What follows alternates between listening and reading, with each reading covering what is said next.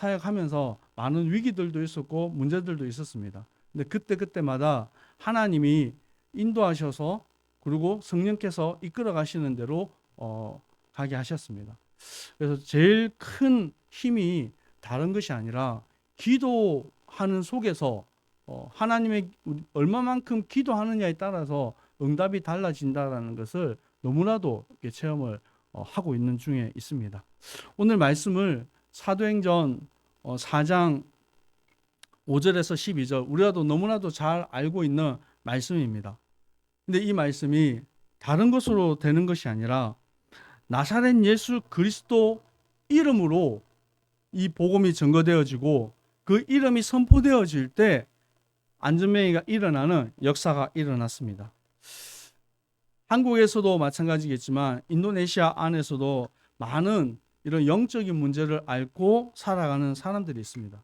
인도네시아에 제가 제일 가보니까 무슬림들이 하루에 5번씩 기도하잖아요. 근데 이 사원이 평균적으로 어느 정도 간격으로 두고 있냐면 200m에 하나의 사원이 있습니다. 그러면 앞에서 제가 보여드렸던 이스티글랄이 제일 메인입니다. 그러면 거기서 아젠 소리, 그 무슬림들이 기도할 때 소리를 스피커로 내거든요. 그럼 그 하나를 기점으로 해서 전 도시에 있는 수백 수천 개의 무슬림 사원에서 스피커로 그 소리가 나옵니다. 하루에 5번씩. 그거를 계속 듣고 있으면 저도 모르게요. 사람이 아무 이유 없이 사람이 자꾸 다운이 되는 거예요. 아무 이유 없이 눈물 나고, 이게 우울증이라는 거구나. 정말 하나님의 은혜 없이는 살 수 없는 현장입니다. 근데 이 현장에 있다 보니까 우리는 복음을 알고 하나님의 자녀라서 문제 왔을 때 기도할 수 있는데 이런 비밀이 없는 사람들은 많은 영적인 문제 가운데 시달리게 되는 거예요. 어떤 친구는 자살을 하려고 생각을 하고 있는 거예요. 근데 집이 배경도 너무 좋고 또 엘리트인데 이 자살을 생각하고 있는 거예요. 또 어떤 할머니는 자기가 뭐가 자꾸 보이는 거예요. 다른 사람 눈에는 안 보이는데 자꾸 자기만 보이고 다른 사람 귀에는 안 들리는데 자꾸 뭐가 들리고 귀신이 옆에 귀에다 뭘 자꾸 속삭이고 또 어떤 학생은 공황장애가 와서 사람들 모인 곳에 가지도 못하고 이런 문제들을 가지고 있는 모습들이 한국뿐만 아니라 인도네시아에도 너무 많이 있는 거예요. 근데 이 친구들한테 돈이 필요한 것도 아니고 그렇다고 해서 지식이 필요한 것도 아니고 저희 교회 안에만 해도요 박사가 3분이나 계세요. 박사학위. 근데 이 박사님들이 이렇게 많은데도 해결할 수 없는 문제인 거예요. 어두운 가운데 이 어둠을 떠나보내는 방법은 아주 간단합니다. 방금 좀 컴컴했는데 지금 밝아졌잖아요. 이유가 뭡니까? 불을 켰잖아요. 어두운 곳에 빛이 비춰지면 되는 겁니다. 아무리 거짓이 가득한 곳이라도 그곳에 참 진리가 선포되어지면 거짓은 다 떠나가게 되어 있는 겁니다. 참 진리 대신 이 생명의 복음 말씀이 선포되어지는 곳에 거짓된 것들이 떠나가게 되는 것입니다. 저는 과거에는 뭔가 많이 연구를 하고 많은 준비를 하고 계획하고 실천해야 된다라고 생각을 좀 하고 있었어요. 근데 인도네시아의 선교지에 가서 제가 할 수 있는 것이 아무것도 없어요. 언어도 안 되죠. 그리고 가서 많이 아팠습니다.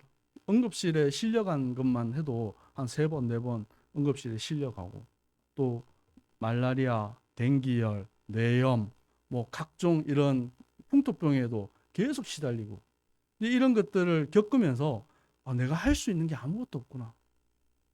근데 하나님의 은혜가 임해야 된다는 것을 알고 영적인 싸움을 시작하고 나서 예수 이름의 권세가 이렇게 큰 것이구나를 제가 목사이면서도 선교지에 가서 더 크게 느낀 것 같습니다.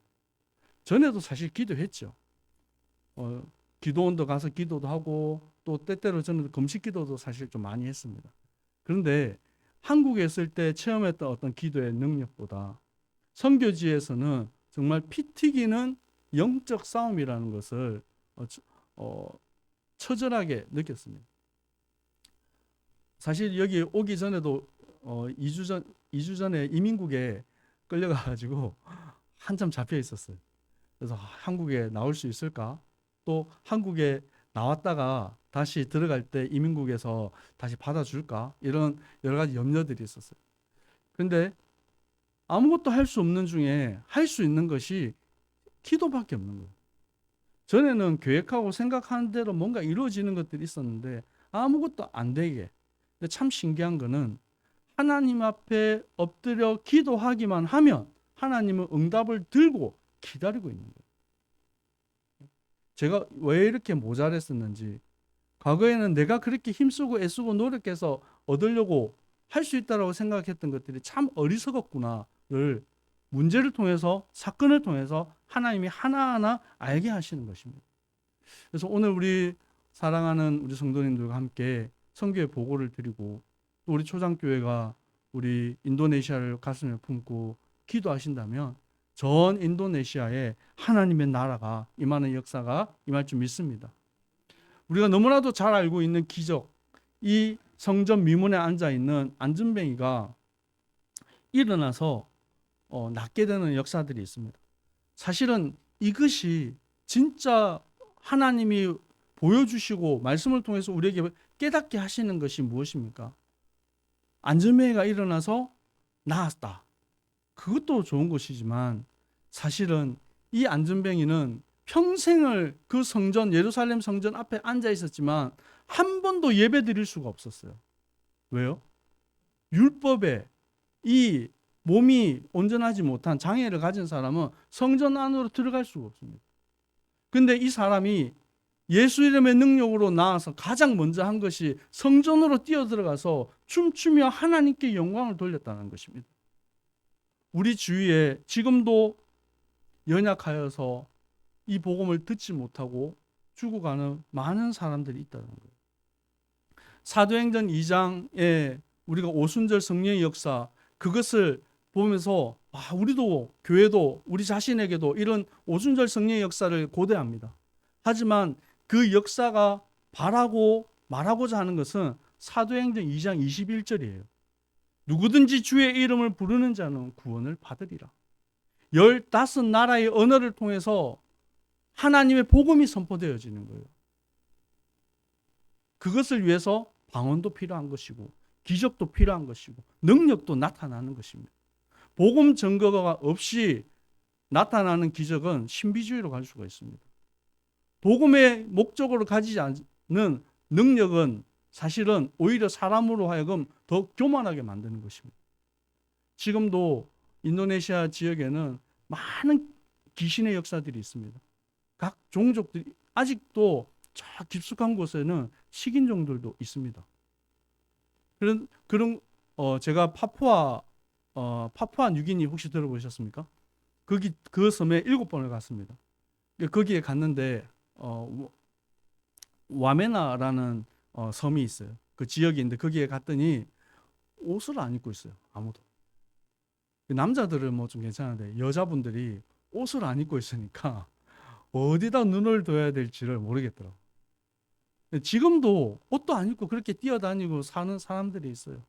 근데 그 사람들이 한 번도 복음을 들어보지 못하고 죽어가고 있다는 거예요.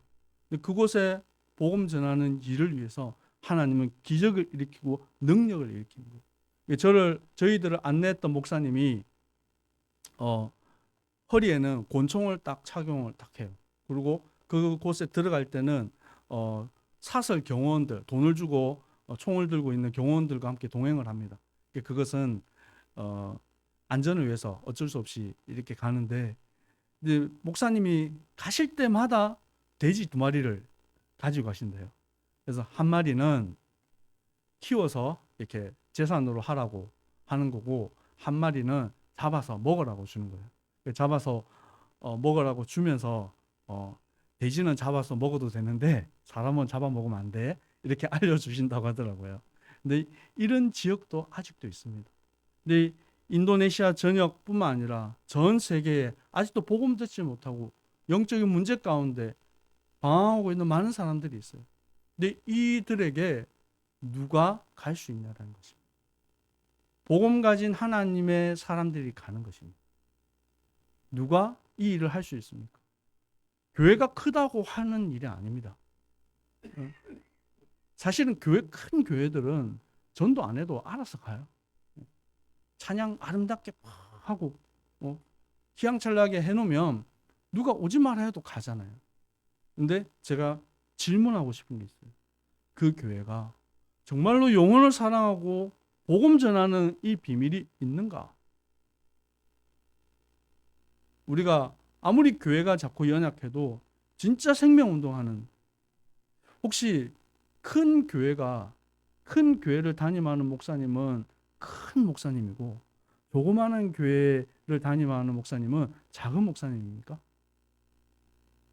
절대 그렇지 않습니다. 우리에게 각각 맡겨준 하나님의 사명과 그 소원을 두고 우리는 사역하는 것입니다. 저도 인도네시아에서 사역을 할 때에 큰 교회도 있습니다. 몇천 명씩 모이는 큰 교회도 있고 어떤 교회는 10명밖에 안 되는 교회도 있어요. 근데 몇천 명씩 모이는 교회에 강의를 해달라고 할 때는 웬만하면 안 갑니다. 근데 조그마한 교회에 와달라고 하면 저는 두말 없이 달려갑니다. 가면 잠잘 데도 없고요. 밥 먹는 것도 힘들고 어려운데 그곳에서 생명운동이 일어나는 거예요. 복음이 선포되어지고 구원 얻기로 작정된 자들이 있는 것입니다. 현장에 나가면 우리가 전도 어떻게 하냐, 이렇게 하냐 저렇게 하냐, 제자 훈련 어떻게 하냐, 많은 방법도 있고 많은 내용도 있지만 현장에 나가기만 하면 구원 얻기로 작정된 자들이 있습니다. 문제는 내가 이 복음을 내가 가지고 있느냐라는 거예요. 그래서 우리 미션홈에 있는 제자들과 함께 일주일에 한 번씩은 꼭 전도 현장에 갑니다. 가서 뭐냐면 하나님이 어떻게 역사하시는지를 보여주는 거예요. 그리고 저희는 전도 현장을 가면 한 번 갔던 곳은 두 번 다시 안 갑니다. 왜냐하면 한 번은 갔다가 그 다음번에 가면 또 잡힐 수 있기 때문에 가서 복음만 전하고 연락처도 안 받아옵니다. 연락처를 주지도 않고. 왜냐하면 또 그게 나중에 또 잘못될 수도 있기 때문에 한 번 만난 사람한테 빨리 복음 전하고 얼른 도망오고 다른 데 가서 복음 전하고 또 얼른 도망가고. 그리고 저희 신학생들은 오토바이를 2인 1조로 타고 가요. 오토바이를 타고 시장이나 아니면 어느 곳에서 복음을 전하는데 한 친구가 복음 전할 때 한 친구는 오토바이에 시동을 걸어놓고 탁 앉아 있어요. 그냥 복음 전하고 얼른 타고 도망가야 되기 때문에.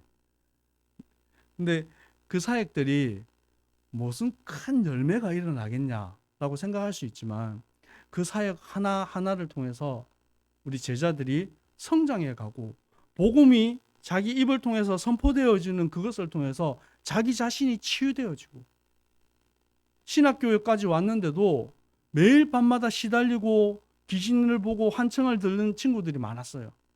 그런데 구원의 길, 이 복음을 자기 입을 통해서 선포하는 순간 자기도 모르게 자기 안에 하나님의 나라가 임한 거예요. 하나님이 세워주시고 기쁨으로 인도하시는 것을 체험하게 되는 것입니다. 오늘 베드로가 사도행전 4장 12절에 뭐라고 고백했습니까? 우리 다시 한번 읽었으면 좋겠습니다. 시작.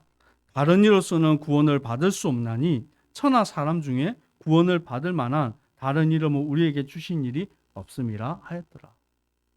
다른 방법은 없습니다. 다른 이름은 없습니다. 오직 예수 그리스도 그 이름만이 우리에게 구원을 주시는 능력이고 예수 그리스도의 십자가의 보혈만이 우리를 죄에서 자유케 하는 능력인 줄 믿습니다. 우리 초장교회가 정말 이 신림동 지역과 이 수도권 지역과 전 세계를 복음하는 일에 귀하게 쓰임 받는 교회 되기를 축복합니다. 기도할까요? 네. 기도하고 마치겠습니다. 하나님 아버지 감사합니다. 너무나도 부족하고 연약한 우리를 주님 사랑하시고 십자가 대속의 은혜로 구원하시고 이 구원의 비밀을 전하는 전도자의 걸음 속에 있게 하신 주님 감사합니다. 우리 초장교회를 주님 축복하시고 하나님 이 교회를 통하여서 하나님의 복음이 땅끝까지 증거될 수 있도록 주님 축복하여 주옵소서. 우리 최종욱 목사님과 또 함께 동역하는 많은 동역자님들과 우리 성도님들이 하나님 복음으로 하나 되게 하시고 말씀으로 하나 되게 하시고 기도로 하나가 되어져서 하나님의 뜻을 이루고 소원을 이루는 응답을 누리게 하여 주시옵소서. 대적하고 속이는 모든 악한 흑암의 세력은 권세 많으신 예수 그리스도 이름으로 명하노니 결박을 당하고 떠나갈지어다. 살아계신 예수 그리스도 이름으로 기도합니다. 아멘.